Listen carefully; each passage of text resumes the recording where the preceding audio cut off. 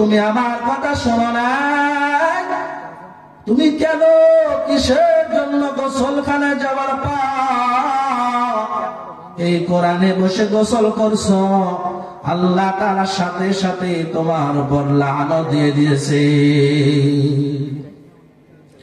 আল্লাহ তাআলা সাথে সাথে তার উপর লানত দিয়েছেন যে মহিলাটা কোরআনের সাথে বেয়াদবি করার কারণে সাথে সাথে শুকর হয়ে গিয়েছে। এই মহিলাটা এরপর জঙ্গলে গিয়ে 3 দিন পর শুকর অবস্থায় মারা গিয়েছে। ঠিক পৃথিবীর কোন মানুষ যদি কোরআনের সাথে বেয়াদবি করে, কোরআন ওয়ালাদের সাথে বেয়াদবি করে, আল্লাহর সাথে বেয়াদবি করে, তাহলে আল্লাহ তাআলা পৃথিবীতে তাদেরকে অবশ্যই লাঞ্ছিত করবেন। কথা বলেন ঠিক না ঠিক? এজন্য কোরআনের সাথে, কোরআন ওয়ালাদের সাথে, আল্লাহ ওয়ালাদের সাথে বেয়াদবি করা যাবে না।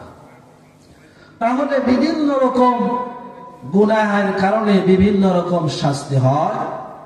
এই জন্য সর্বপ্রথম আমাদেরকে গুনাহ বর্জন করতে হবে। আর গুনাহ বর্জন করতে পারলে আপনার আমার যে বিপদ আপদ ছিল, ওই বিপদ আপদগুলো আল্লাহ দূর করে দিবেন। সুবহানাল্লাহ।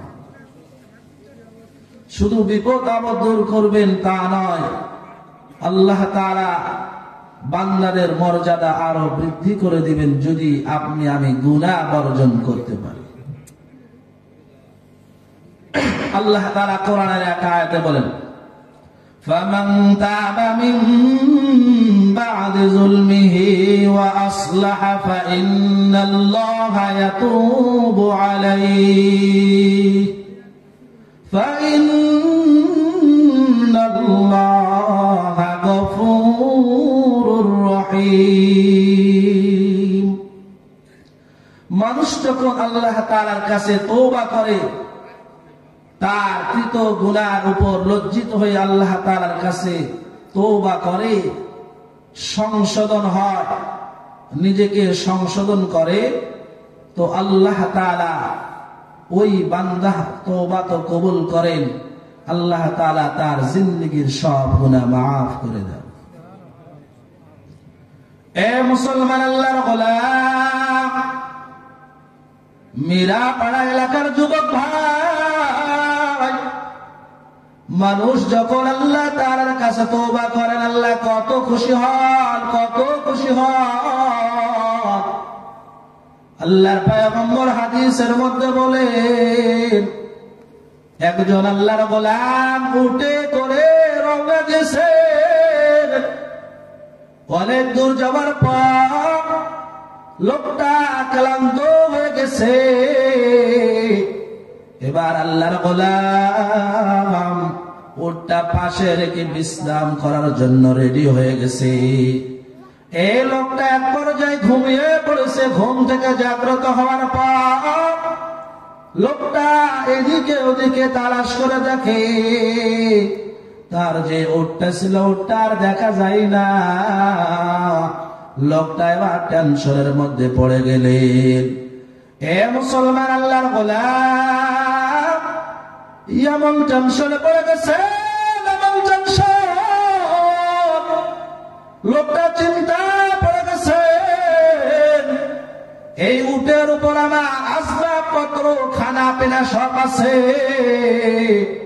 এখন যদি আমি উটটারে না পাই, তাহলে আমি অনাহারে মারা যাব, খিদার কারণে আমি এখানেই মারা যাব।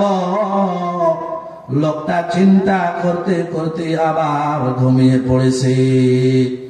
আবার ঘুম থেকে জাগ্রত হওয়ার পর লোকটা আবার সামনে তাকায় দেখে,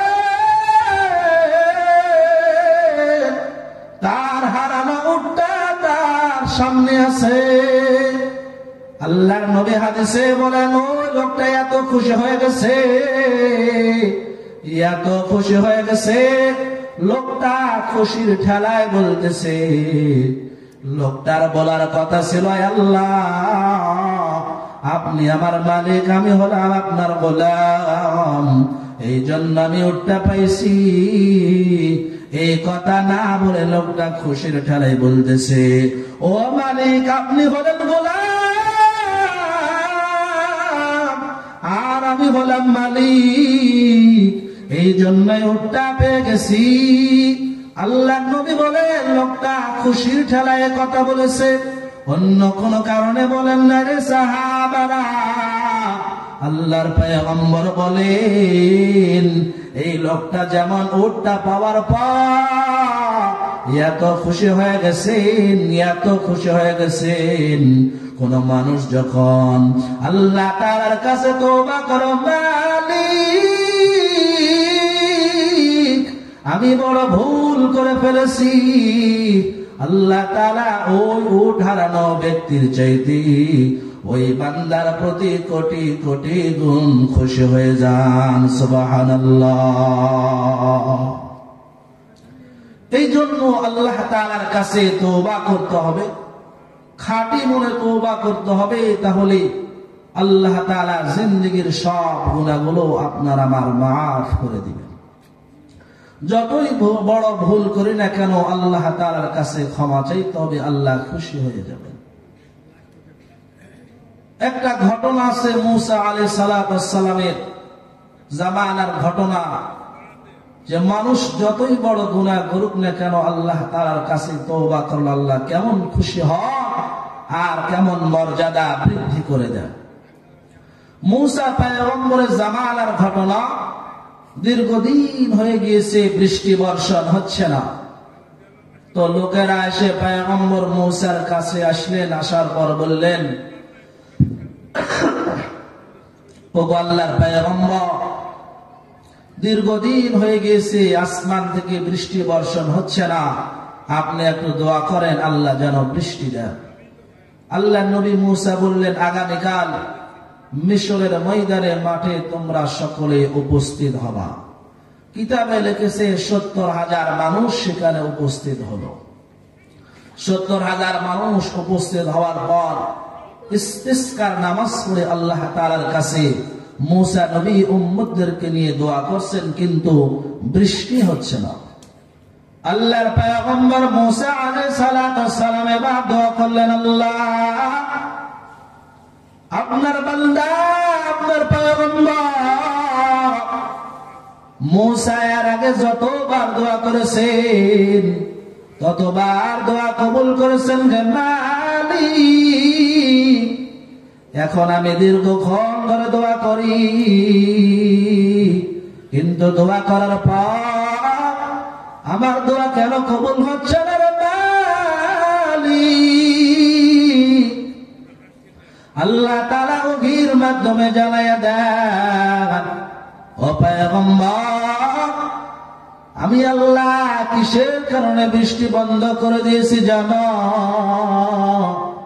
তোমাদের ওই মজলিসে এমন একটা গুনাহগার আছে রে পয়গম্বর, যেই গুনাহগার লাগাতার 40 বছর ধরে আমি আল্লাহরে ডাকে না, আমি আল্লাহরে 40 বছর ধরে একটা বারের জন্য আল্লাহ বলে ডাক দেই না, যার কারণে আমি আল্লাহ রাগান্বিত হয়ে বৃষ্টি বন্ধ করে দিয়েছি। আল্লাহ তাআলা ডাক দিয়ে বলেন, মুসা তোমার ওই মজলিস থেকে যদি গুনাহগার উঠে যায় তাহলে আমি আল্লাহ বৃষ্টি দিব, অন্যথা বৃষ্টি হবে না। মুসা পয়গম্বর ডাক দিয়ে বলেন, গুনাহগার কোথায় আছো? তাড়াতাড়ি মজলিস থেকে উঠে যাও, আমার আল্লাহ তোমার কারণে বৃষ্টি বন্ধ করে দিয়েছেন, তাড়াতাড়ি মজলিস থেকে উঠে যাও, না হয় আমার আল্লাহ বৃষ্টি দিবে না। তুমি যদি নিজে না উঠে যাও তাহলে আল্লাহ তাআলার কাছ থেকে তোমার পরিচয়টা জানার পর তোমাকে কিন্তু এই মজলিস থেকে উঠে দেওয়া হবে।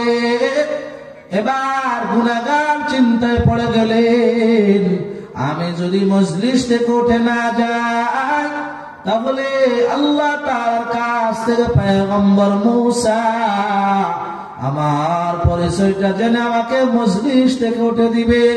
এবার গুনাহগার আল্লাহর গোলাম আল্লাহ তাআলার দিকে ধ্যান মন দিয়ে তওবা করতে আরম্ভ করে দিলেন। কে মালিক 40 বছর হয়ে গেছে রে মালিক, আমি লাগাতার 40 বছর ধরে গুনাহ করে আসতেছি। আমার মাও জানে না, আমার বাবাও জানে না রে মালিক। আমি খাঁটি মনে তওবা করতেছি, আর জিন্দেগিতে গুনাহ করব না।